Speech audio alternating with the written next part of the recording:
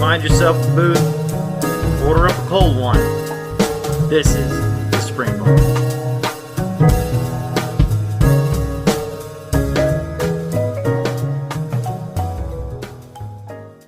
Hey everybody, welcome to the Spring Bar. Glad to have you here. I am Florida Mike today with my co-host Joe and the OC Casey. Gentlemen, how are you doing today?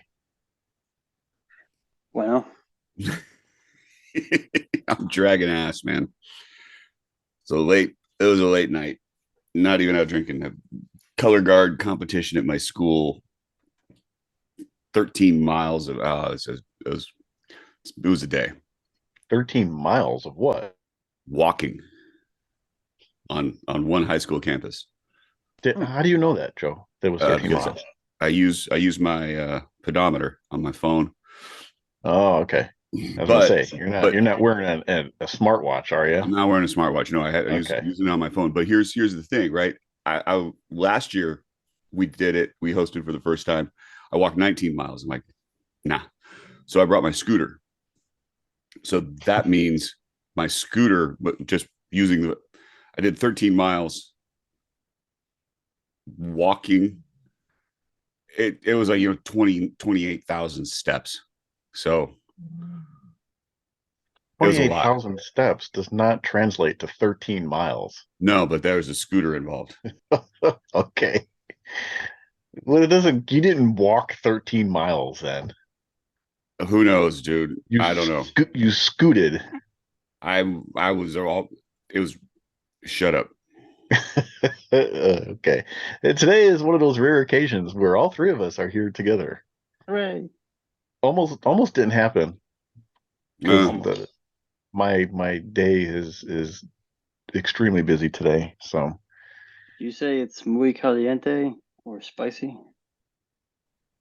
I'm a spicy jalapeno. Well, you're something. So moving on, getting started actually. What's new? Who's got new stuff? So I drunkenly purchased a NOS Timex dive watch, manual wind, probably that pin lever movement. So I don't have high hopes for its mileage, but I mean it's just cool because anytime you get an NOS watch in, you can pretend like you're time traveling. That's true. That is true. And it's got what that blue dial, blue bezel, and then the hands are. Yeah, so yeah, the hands are painted to kind of match the same blue hue of this plastic bezel. I have no idea what material this bezel is. Then the dial itself, I assume, is supposed to be a blue like the bezel, but it's definitely faded a little bit and looks more purple. And it has some decent lume on it that is aging as well. That's pretty cool though. I like that. That's I like neat. it too. I like it too. They went with high polish on all the surfaces. Is That's it interesting too. stainless or is it chrome plated? I'm gonna take a look at the case back. Yeah. It says stainless steel case back, water resistant, base metal. Yeah, so it's chrome plated. So that'll look nice as long as you keep it nice. Yeah. Yeah. How much cool, how much did your drunk purchase set you back? What is a new old stock Timex worth? Far less than his last drunk purchase. Yes. Yes. $150. Not bad, man. Not bad. Not Box of bad. papers. Not great. But yeah. All right. All right. I got stuff. So Proceed. we will start off. Our friend the mystery collector sent me the bracelet. Oh, that's right. Yeah. For the chronograph D. So this is a signed bull of a bracelet. Yeah, that's not any bracelet. That is the bracelet for that watch. It is the bracelet, and also it's got that just right amount of, I don't mind the new bracelet, but I like that. I always like that little bit of flex, which I think is just kind of cool. I wasn't sure about this one. I wasn't sure if I was gonna prefer this to the vintage style one I have on it. But you know what? Yeah, this works. That's a good look. It's a proper look. It's right. And then I was talking with a guy on Instagram who has an oceanographer G, and he's got a bracelet on it, and it looked right. And then he showed me the clasp, and it's a modern bracelet, but it fits the 18 millimeter lugs, and it fits the curve and the radius of the dial. I'm like, that's cool. Where did you get that? It's like, oh, Amazon. Oh, it right. fits. You know what? It fits. Well, it fits here. This is hang on. It fits his. For giving value of fitting.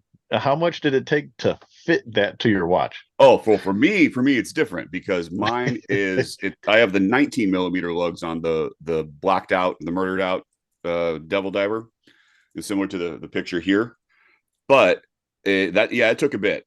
I had to shave off a millimeter with hand files and constantly refitting and doing the rest. But I've got a very nearly or really closely matching bracelet. Let's see the profile view of that. How much does it stick up above? It doesn't. No. It's okay. it's recessed. It's recessed in a little bit, and All so right. it's got like that male center link, and so that sits up about the same as the top of the lugs. The issue is like the lug has got the bevel to it, and it's got a straight edge, a flank, and this has more of a curve, so it doesn't match exactly, but it's so black. Hold it up again. Let me see. The whole watch is that's not a bad look. I'll give you that. No, it is not. It is not a bad look. It matches really, really close. It's pretty darn nice. Also, hold on, for those that are just listening and not watching, that is your blacked out Cerakoted orange dial G with now a black bracelet. The devil diver, the reissue. Yeah, the one of a kind custom. One of a kind. Now, hang on. Let me see if I can find them. I have like two others. These are new. I haven't told you guys about these ones. Like I have like this orange and a gray kind of a wrist alarm. Hang on a second. You getting that Cerakoted as well? A wrist alarm? Yeah, it's give me a second. Okay. They say in television, one of the worst things is just dead space. Dead air. Dead air, dead space. And Joe just walked away. Perfect. Well, the other thing they say in television is if anybody's curious, you can see everything behind Joe really well right now. There's a vertical fish tank. the real issue is like when they say in television, you shouldn't work with animals or children. Oh my god! Oh gosh. the gray one is hiding in the enclosure. So this is a 2-week-old orange. Does that have one eye? It has 2 eyes. This one it's been getting some schmutz in it, so we gotta clean it off a little bit. So we're bottle feeding some kittens, and are you keeping them? I don't think so. Not. I don't think we are, but I think I told this story one time before. I'm not sure if I did. I'll breeze right through it. Years ago, this was probably back in like 20. Yeah, there's the other one. See, there's the gray and orange wrist one. Yeah. Remember the Cash for Clunkers program that they were running? Yes. So at that time, I worked at a dealership, and we had gotten a old painter's truck van in for the Cash for Clunkers deal. And in it was a bunch of different compartments, and there was a sunken box in the floor of the van. One of the mechanics came up and said, "Hey, there's a lot of animal noises coming from here. You guys should take a look at it." So, okay, fine. So we go through it, open it up. There's 2 kittens in this box, in this sealed whatever floor of the van. Take them, put them in a cardboard box in the showroom. Everybody walks by. Oh, they're so cute. Oh, they're so cute. All the girls in the office. Oh, I'm going to take them home. And then at the end of the night, everybody just starts leaving one by one. And the box is still sitting in the showroom. Everybody that said they would take them home didn't. So guess who ended up taking them home? Yep. Me. Yep. Long story short, the known cat lover. Those 2 cats cost me wall painting, replacing drywall, replacing floorboards, replacing curtains, a shower curtain, carpets. I Yep. had to redo the whole bottom 3 feet of my bathroom because that's where they lived for like a month, and they just destroyed it. Oh man. So You don't know what you're doing. We haven't had that problem yet, but you never know. Yeah, hard Yeah. pass. Cats suck. Give it time. I'm not a cat person. Well, Emily decided that she wanted to bottle feed these. Somebody posted up someplace. They gave her a call. Like, hey, somebody said you would bottle feed, and because she works from home, it's like, okay, it's not that big of a deal. But this lady was also bottle feeding 7 German Shepherd puppies. And so like she couldn't handle 2 more mouths to feed at the same time. Anyway, that's what we got. What's in the cup, y'all? How do you know I don't have anything new? You didn't ask me. Nobody asked me. You got anything new? No, not really. Right. So yeah, but I have stuff. So speaking of the mystery collector, I have stuff that he sent over. That's kind of new, right? Yeah. Not really new to me, but a couple of chronographs and some sky stars, the whole collection of sky stars, another oceanographer. So be on the lookout. I posted a few of those already, and that stuff will be going up on Instagram before too long for everybody to see and enjoy. In fact, another one of the chronographs is right here, chronograph B. Gorgeous chronograph B. That's it. That's all I got. I didn't buy anything. I don't plan on buying anything. I'm moving in a couple of months, so my buying is done for now. There you go. So back to my question. So I'll kick it off, I guess. I'm wearing a Caravel. I don't know what model this is. I'd have to look it up again. It's how they do the 2-letter designations for these things. Let's just call it the Caravel. Okay. This is the kind of weird rectangular oblong oval blue dial, completely brushed case. Does it date at 6? This has the date at 6. Yep. It's cool. It's just a funky, cool little watch. And for the longest time, I thought these were smaller women-sized pieces. I don't know why I thought that. It's just in pictures they look so much smaller, but it's a full size. Different. Yeah, it's a full size watch. You can see it on the wrist here. It's pretty big. So, and in the glass, I'm got my last Corona. So I got to go buy something different now after this. Last Corona. Yeah. So who's next? Casey. Yes, I'm wearing that new Timex dive watch. Trying to collect as many scratches as I can. But yeah, I'm not drinking anything because I had a long weekend of that. Well, we'll have to get into that. We'll have to. We will. That's why I'm going last, because I've got tea. I'm drinking hot tea, but on the wrist, no alcohol in your tea. Come on, Joel. No alcohol in my tea. No. Well, what goes good with tea? Like cognac, and I don't have any. I've got some brandy. Or you can toss the tea and just pour yourself something. There's an idea. I could, but I got some more drinking to do this afternoon. I am wearing the new Bulova Surveyor. This is the green dial. Green dial. Which one was blue on camera? It does. I was just going to say that. Yeah, it's really it's such an interesting color, the way this colorway has come across, and that sort of brings us to at least something that happened for me. That TJ from the Empire State Building and Bulova Corporate sent me out a trio of the Surveyors, which you may have seen on Instagram by this point in time. And so I've got there's a red dial with the yellow markers and the pistachio dial, and they're not bad. Yeah, they're not bad. And so KC came out to visit his brother down in Oceanside, and I brought him with me. So he's had a chance to take a look at him. I've taken a look at him. We'll talk about those a little bit and kind of move on into new and different things. And I've got a bone to pick with you about that one, Joe. Yeah. Would you like me to get into it now, or do you want to wait? It's your call, man. They are not better than the Jetstar. There it is. Ooh.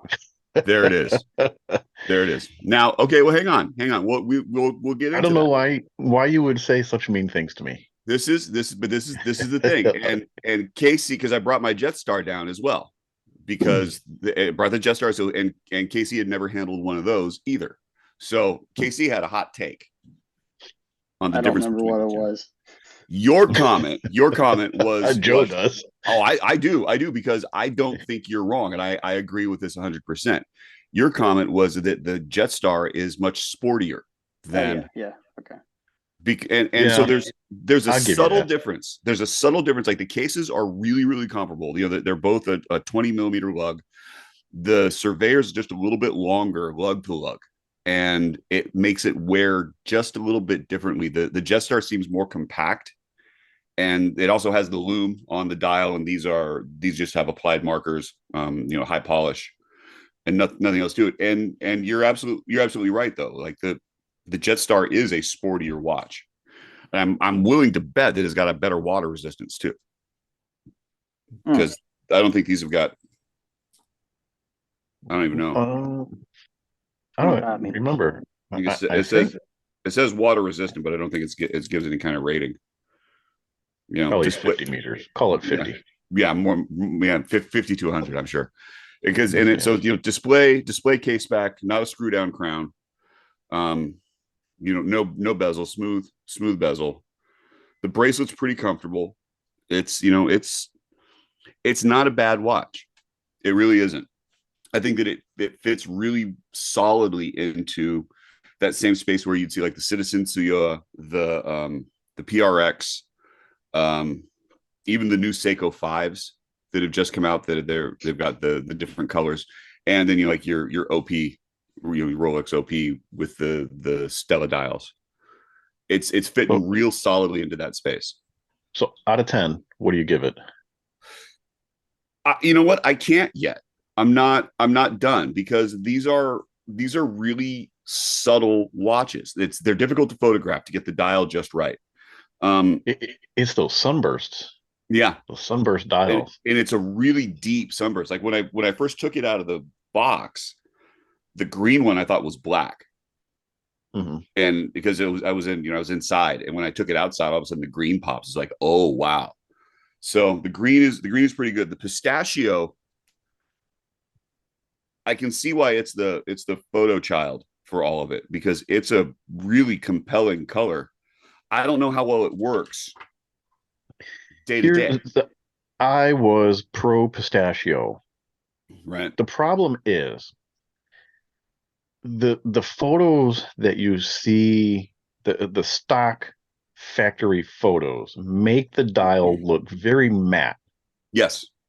It loses a lot of that sunburst effect. And when you see the sunburst in person, it loses a lot of the stock photo effect. It changes the whole thing, but that isn't necessarily bad.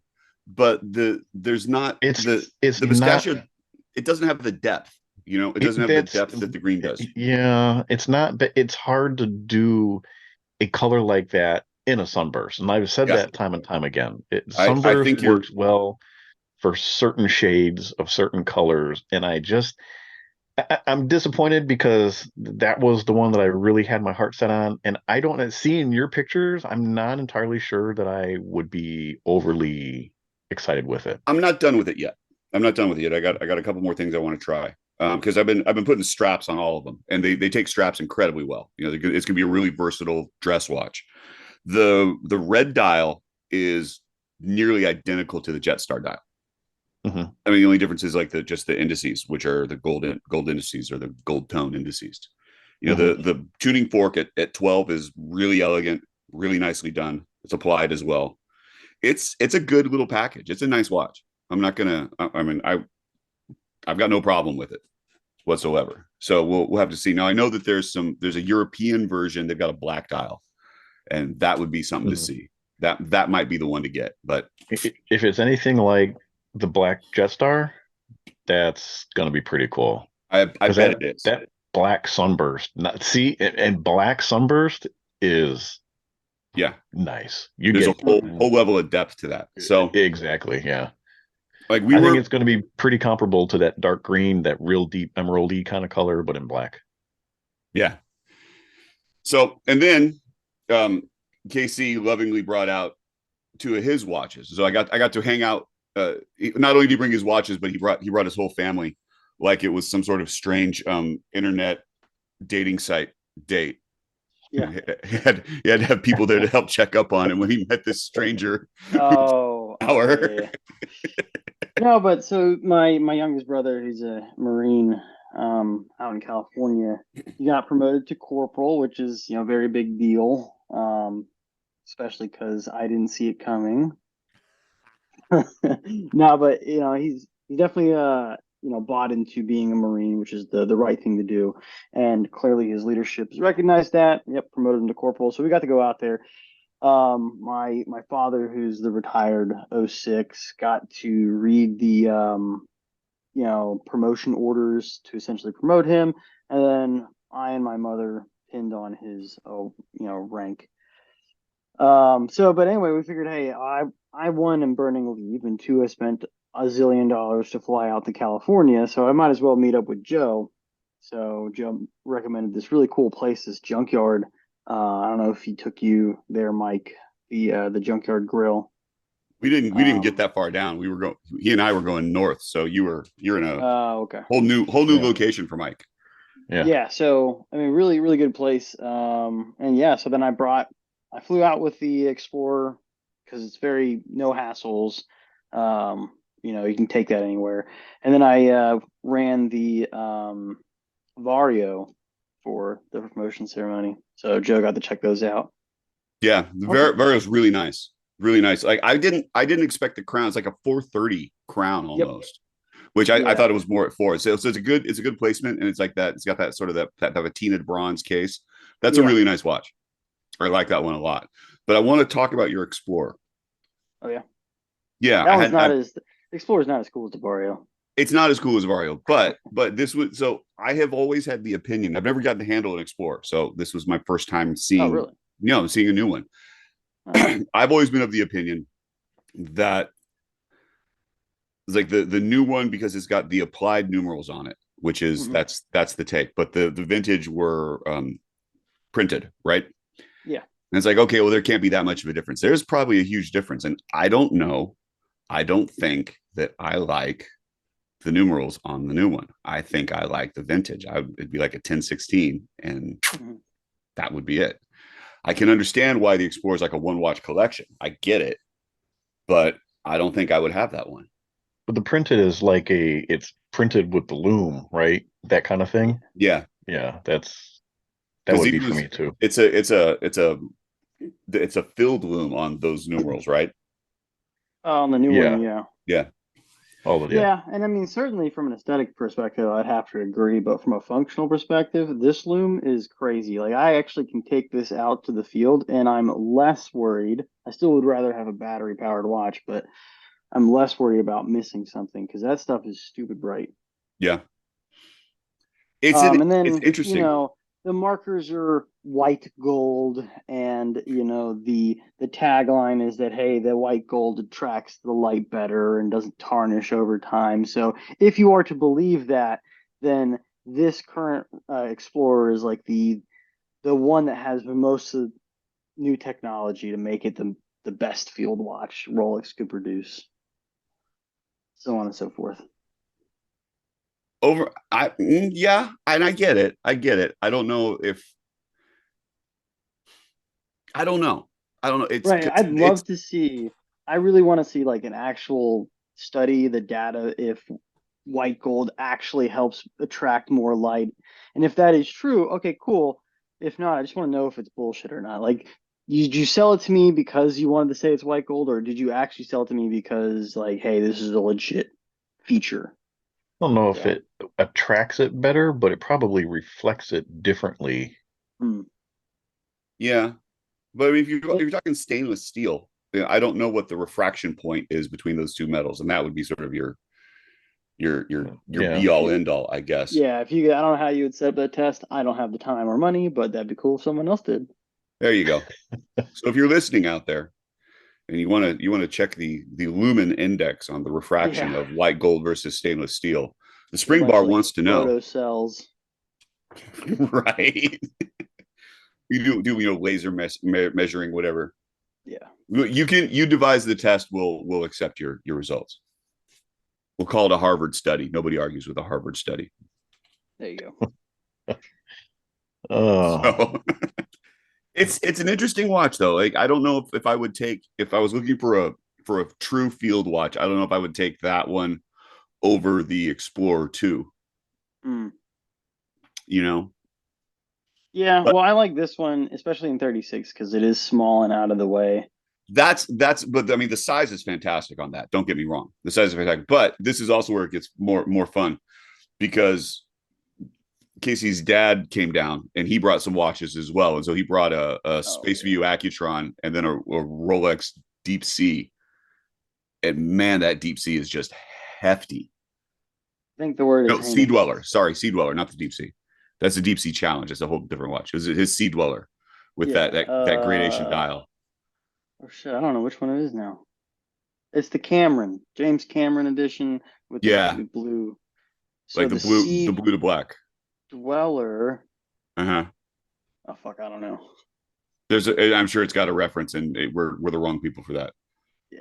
And so here he is, showing in. It's like, oh, he's wearing the Space View. I'm like, okay, that's really cool, right? And then he's got this Sea Dweller that he takes out of his pocket. And he's like, and we had a huge comment talk about that. Like he's an Omega guy, and he wasn't. It might regret the purchase just a little bit. Yeah, no, he does. And honestly, I think he bought that because the AD called him. It wasn't even the one that he put in for. Really? But then he got hyped. I personally think the hype got to him, and he was like, "Oh shit, the AD called me. I have to buy this." And then he kind of ended up with a watch he didn't actually like. I think he was originally in for the standard sub. Yeah. Which I think he would enjoy much more. What does he think of your Tudor? Oh, he loves it. Yeah. There you go. That's it. Yeah, it's such an interesting watch. I've seen one. I've seen a two-tone that a guy at a meetup had, and I thought that was big, but that Tudor? No, two-tone Sea Dweller. Oh. That was, I mean, it was just slab-sided and huge. It's like it was kind of nuts. But I can see the appeal. I can see why you'd want it, but as soon as you get it, it's big, man. That's a huge watch, and it feels it too. I feel like you got to be pushing 250 pounds to really be able to rock that kind of watch. It's not a petite by any stretch of the imagination. That's the stepping stone to the Invictus. I don't think that we could call a Rolex Sea Dweller a stepping stone to Invicta. Well, if you're doing case sizes. Well, if you're doing case sizes, but I think that may be more of a stumbling block. I don't think you're like, oh man, this Rolex is so great. What else is this size? Oh, Invicta, let me check that out. Yeah. I feel like that's how the conversation goes. in my head. You're just like, man, this watch isn't heavy enough. Where do I go next? It's not. You can't see this watch from the moon. What else could I get? Yeah, I tell you what, though, California is gross. Probably the most nasty state I've ever been in. I'm pretty sure I had to step over human poop like 3 times. Yeah, it's hard to tell. It depends on what their diet is. I don't know, man. Didn't look like any dog poop I've ever seen. I've unfortunately seen a lot of human poop. Well, there you go. Well, you weren't necessarily in one of the garden spots of California that Oceanside is not. It's like not the armpit of California. That's Fresno, but it's close. This is the crotch, we went a little further LA. south. We saw the tar pit, which was awesome. Tar pits are cool. Yeah. But man, have I ever? There's not many places that I go to where I'm like, shit, I need a gun. And downtown LA was kind of one of those I probably should bring a gun kind of places. Man, y'all don't have any freaking, clearly, you and I had two different bathrooms. experiences. What's that? I said, clearly, you and I had two different experiences. I think you had a pretty fun watch related experience. Got to meet a whole bunch of good watch folks from there. Well, you may need to come back for more of a leisurely visit. There's other places that we can go. Yeah, I'd love to definitely do a more watch focused one at some point. Well, you haven't experienced LA until you get kicked out of a Jewish watch store. Oh, that's true.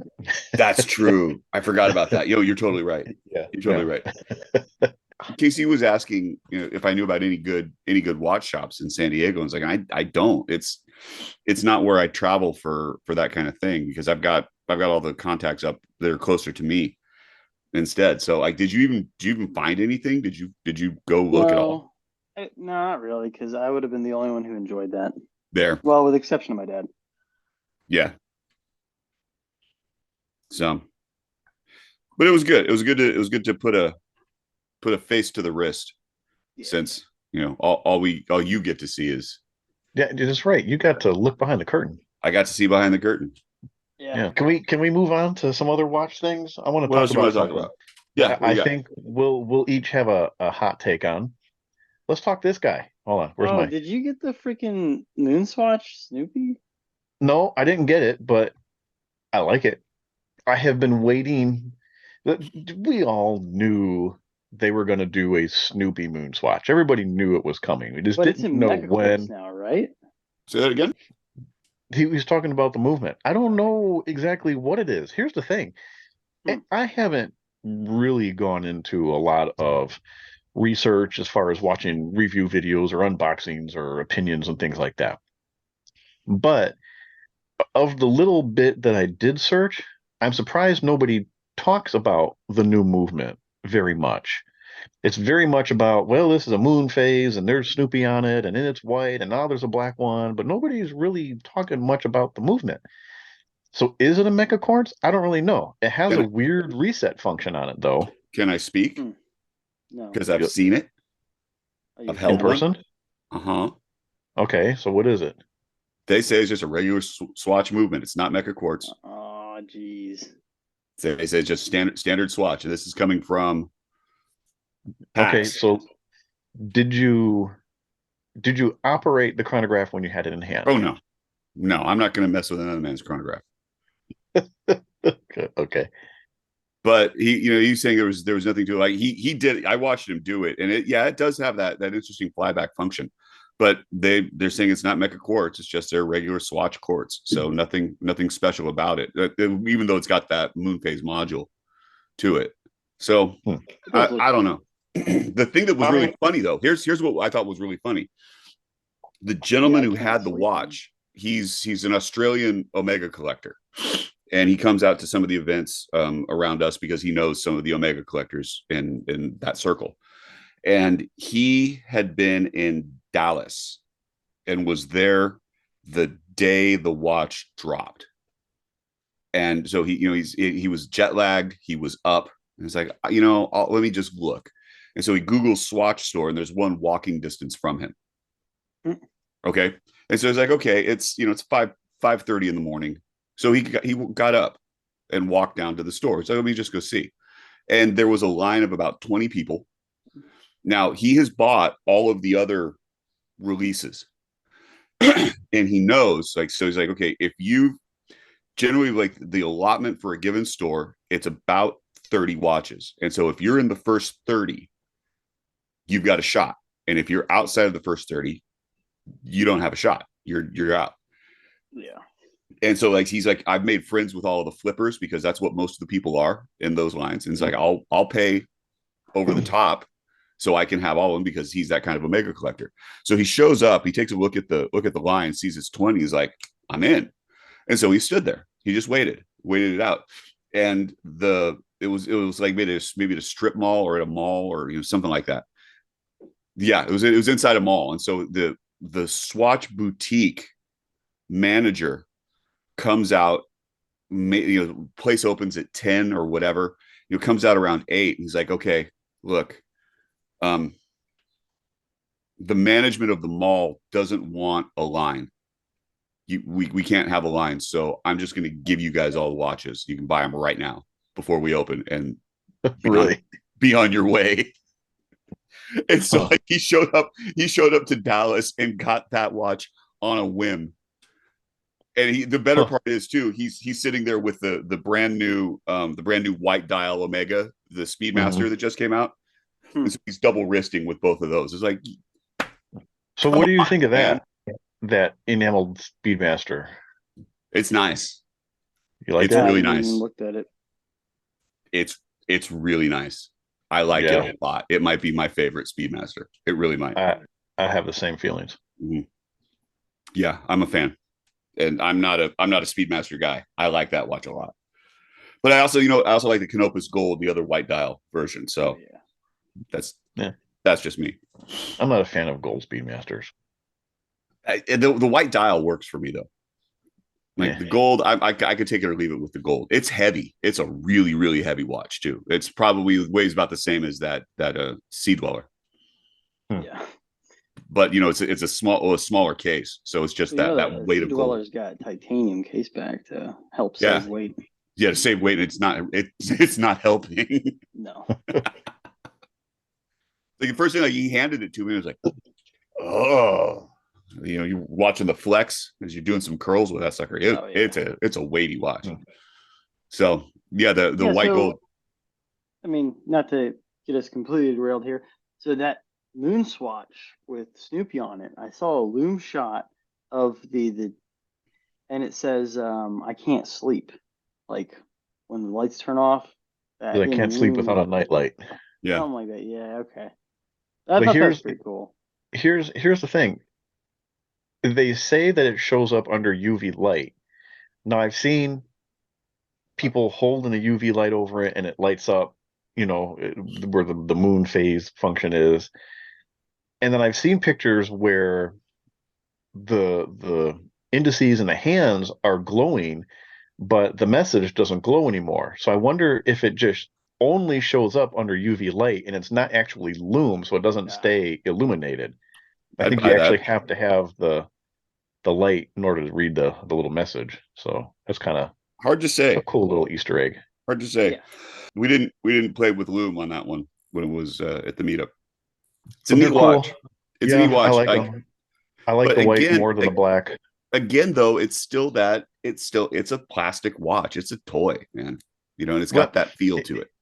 It is what it is. You call it what you want to call it. But this one is a little more special than what the other ones are. And I'll give if I can sell some stuff, which nobody's buying anything right now these days. If I can sell stuff, I'd absolutely buy one. Yeah. Yeah. I think you would be happy with it. I think you would definitely enjoy it. I might borrow it, but you definitely get it back. Probably quicker than you expected, but yeah. Another thing I want to talk about is, remember I was all hyped up about that MB&F lookalike that Radcliffe watches. Yeah. Mad One. Kind of, sort of thing. Watch. Yeah. So launch day. You saved up for it. You had money set aside for that. I had money set aside. I was not buying anything. It was there. It was waiting for. It was a what do you call that? A Kickstarter thing. Pre-order. A pre-order. And I was all set to go. I was all excited, all hyped up. I wanted the green. The green looked really cool. Launch day comes, never goes live. Nobody just didn't hear anything. There was no, this is what's going on. Nothing. Later in the day, almost into the evening, there was a post. I'm trying to get things just right. I'm pushing it back a little bit. It's going to be delayed. I'll give you information when it comes out. And then radio silence. Finally, there's a watch that shows up that looks vaguely similar to what came out originally. No explanation whatsoever. It's just, here's the new watch. You can order it now. It's a completely different case. It's still in upside down inverted wandering hours, but instead of having the time scale at the very bottom of the case, it now got moved to the top section. So I know you had talked about how, oh, it's super difficult to read. Why would you want anything like that? If you thought that was difficult to read, you should see what it looks like now. You almost have to turn the watch upside down in order No to tell the kidding. time. Oh, that's ridiculous. The Wow. whole thing, the rotor is completely different. I mean, every single piece of the watch that made it cool is completely different. You're gonna have to And send pictures because it's not like it was on my radar at all. So I'll I didn't send you even know some any of this pictures. story. Yeah. And the That's price went up. of I'm like, course. hard pass. No, thank you. Hard pass. So Okay, so it, speaking of which, so what do you think of the new MB&F? The and friends, the Mad One. that it's time to love now, whatever it is, Yeah, that color multicolored. thing. Yeah.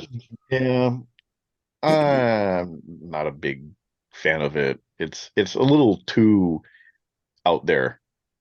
It looks like an MB&F Mad One with clown makeup on, basically, if I'm being honest. That's what it looks like to me. Oof. With clown makeup.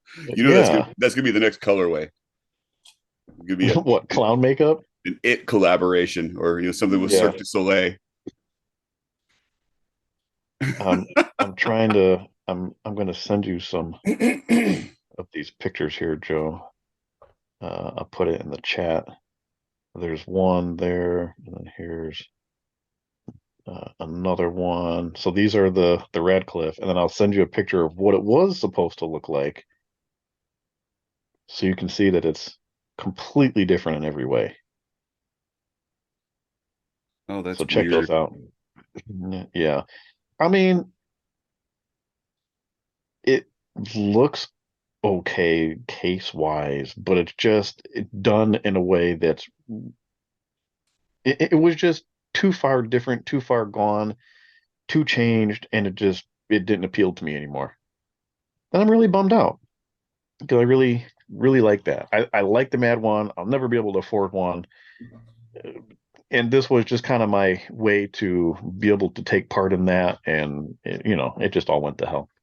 It's just So all into hell. it is what it is. Womp womp. That is kind of funny though. Yeah, womp womp. That's pretty much it. All right, that's fair. But because I talked about it so much, and I know people were, I had people ask, "Oh, when is it supposed to happen?" Well, okay, so that's why I'm talking about it now. Give It's your just it ain't happening no more. Don't expect pictures in the future. It ain't happening no more. Yeah. So I wonder though, like, did he get some kind of letter from MB&F? That's what I was thinking. Because the first iteration looked a lot like the Mad One. Cease and desist. Cease I'm and wondering, desist. but yeah, I wonder if that's what happened. If they said something to him like, no, you can't do this. That sucks. Yeah. That's funny. That's funny. I So, don't know what to say about that. I got nothing because that yeah. appeals to me not at all, not even in the slightest. I Yeah, know it doesn't. yeah, not my cup of tea, man. That's my So cup of tea. that's yeah. Yeah, that's really all I got that I wanted to talk about today. Anything else? No, no, I'm gonna be messing around with these surveyors. Full review will come out a little bit later, probably right around the time this episode drops.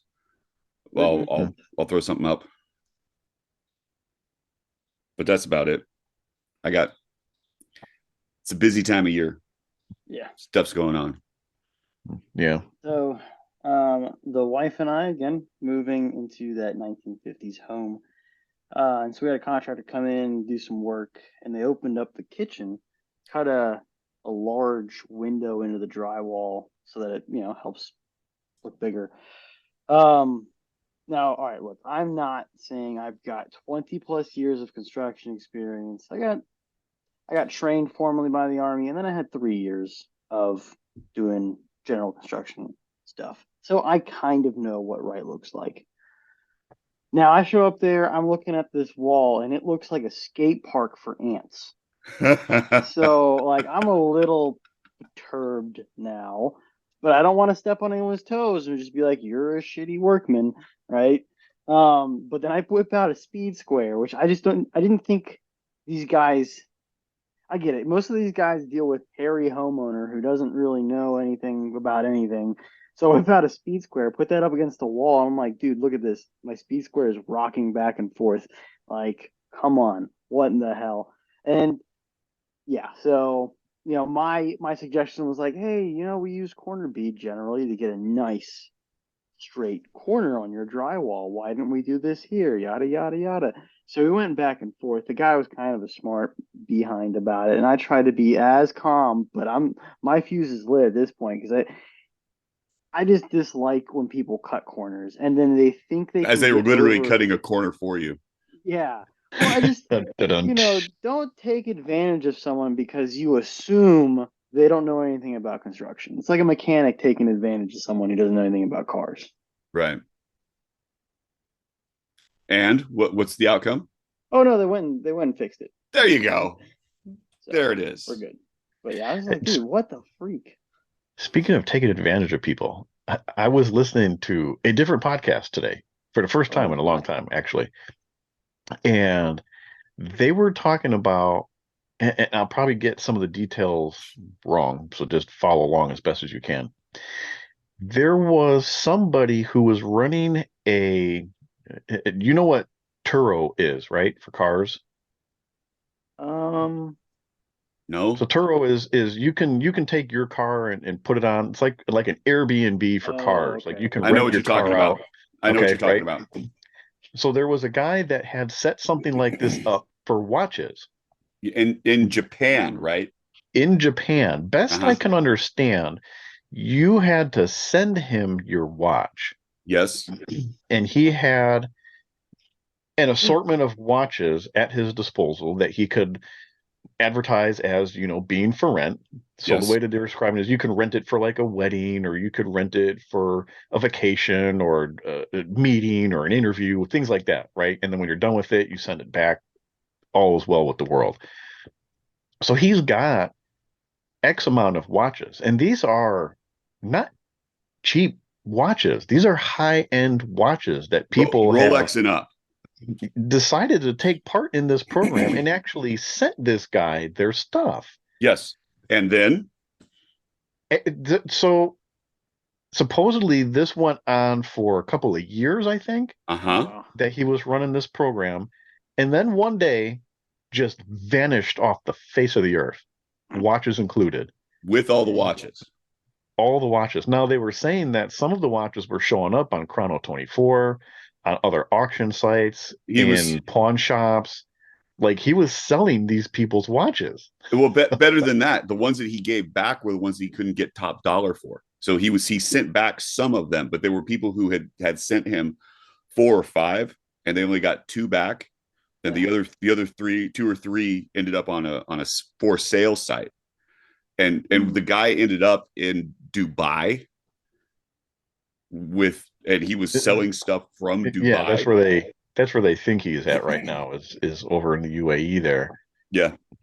It's like, so KC, your Explorer, would you send that to somebody in Japan, just to rent it out every now and then and make some money on it? Like, I don't know I wouldn't even send my stuff over there to be like, why would you do that? I don't understand that. I don't understand how you would even remotely vet that kind of thing. Yeah. And of course, my stuff is insured, but I don't think insurance would cover that situation because you've consensually sent it out to someone. Yeah.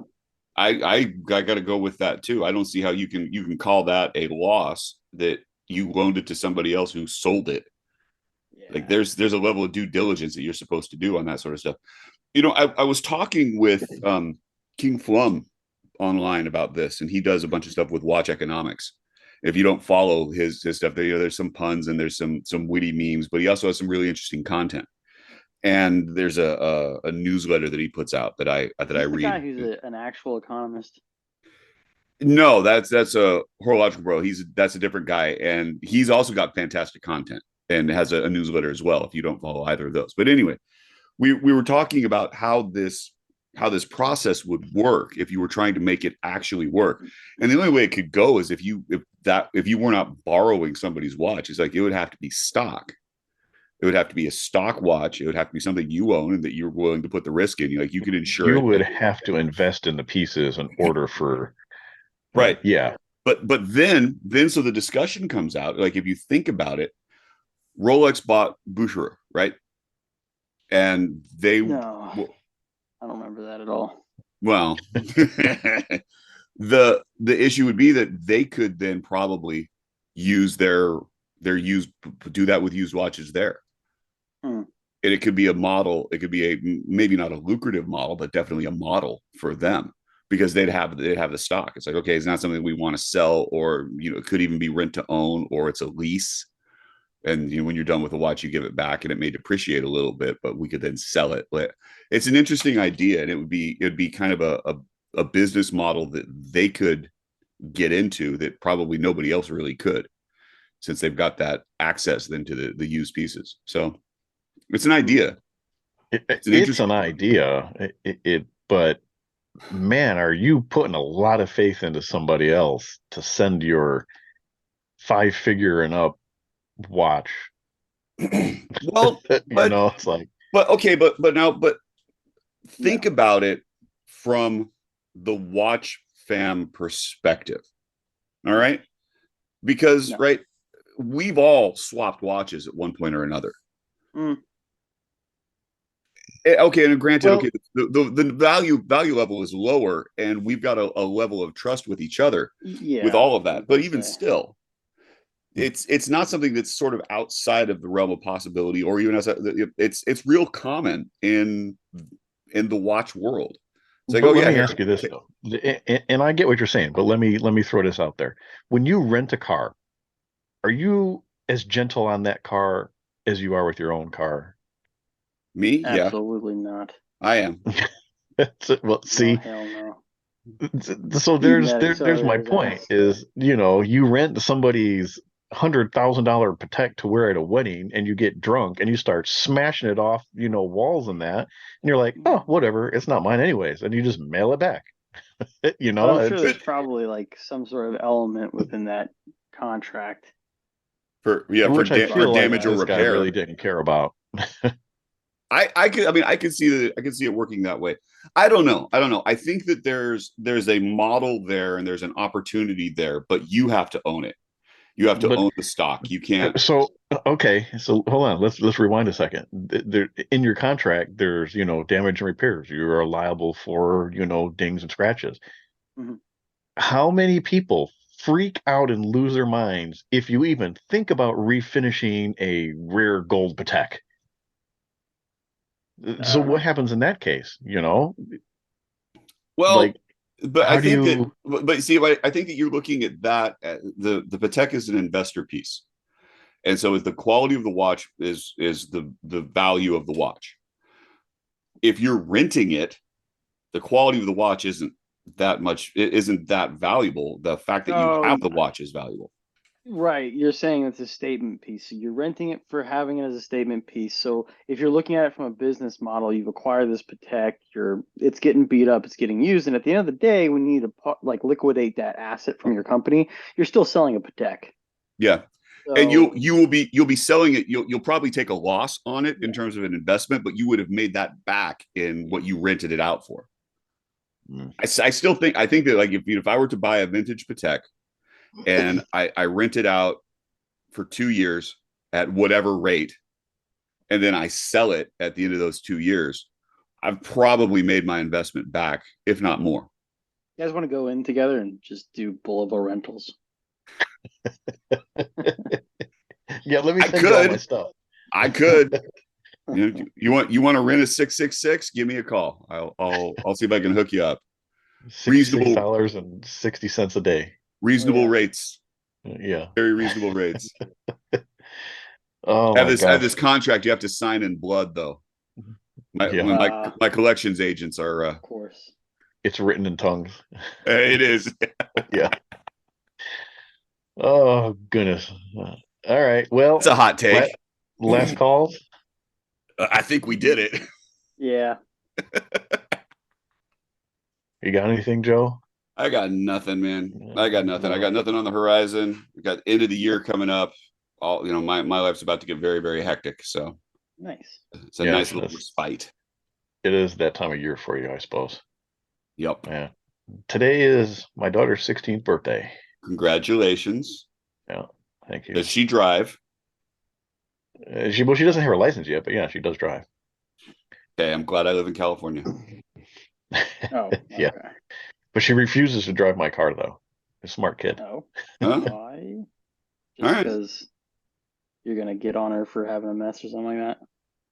Or no, she's going to put a ding in it, and he's going to. Yeah, she's afraid that she's going to scratch it or ding it or whatever. And then he won't be able to rent it out for as much money later. Yeah. Can't rent it. So I got once we're done here, I have to get everything ready. We got family dinner later on this evening, and she's had a day full of celebrations and shenanigans, so I got to get ready to head on over there soon. So yeah, give her our best. Absolutely. I don't really have anything either. I've got to run a stupid qualification range next week. I'm not looking forward to. Be the convoy commander as well. That's not going to be any fun. And then I put in my packet. Well, I started the aviation packet, so fingers crossed. If you pray for me, please do.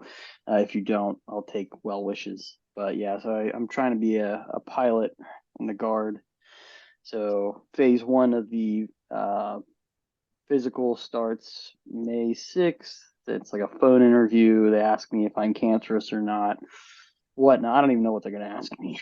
But I'm sure. How does one do a physical phone interview? I'm sure it's going to be like my medical history. Okay. Over the phone? You got to put a rubber glove on the receiver and just. Yeah.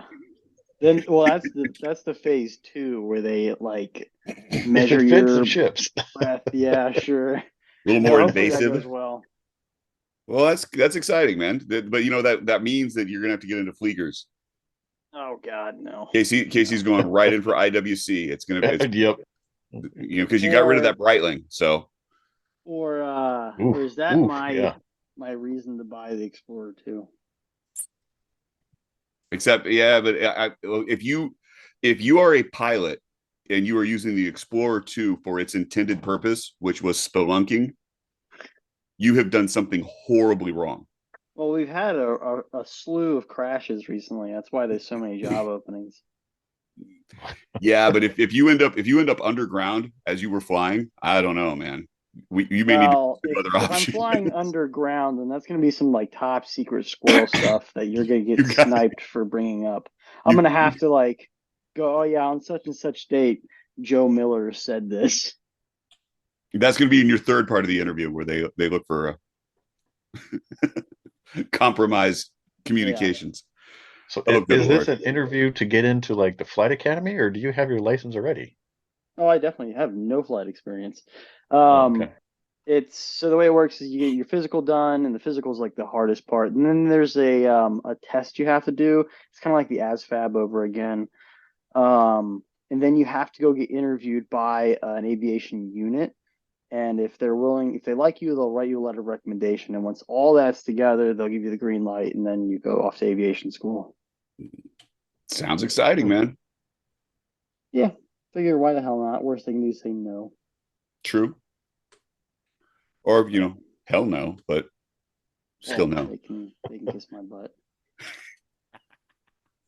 Well, I got to think that, if you know somebody who understands how to work ordnance and knows how to blow stuff up, you might want to be more friendly with them.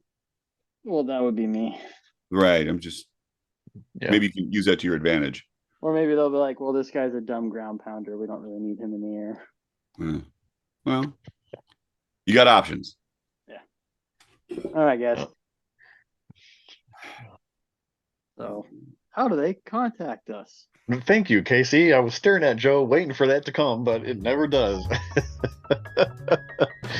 Well, this evening, Joe, Casey, and myself, we make up the Spring Bar Podcast. You can find us on Instagram at the Spring Bar Podcast. You can email us, thespringbarpodcast@gmail.com. On a personal level, I am 120 clicks, all spelled out, one long word, 120 clicks. Joe. Watch Taylor Youth, VUPH, all one word, all spelled out. Watch Taylor Youth, KC. I'm time.hack1636. Not one word, not all spelled out. Oh, there's a period. There's a period. Yeah, there's a period there. Oh goodness! Any tagged photos this week, Casey? Yes. No. We need the lumen measurement from stainless steel and white gold. Oh yeah. Okay. Tag us in that picture. Watch. We can barely get people to tag pictures of their dogs and their watches, let alone what the scientifical lumen experiment. No, watch. This will be the week we get something. Right? Yeah. Yeah. Oh gosh. All right. All right, guys. Cheers. Cheers. Bye.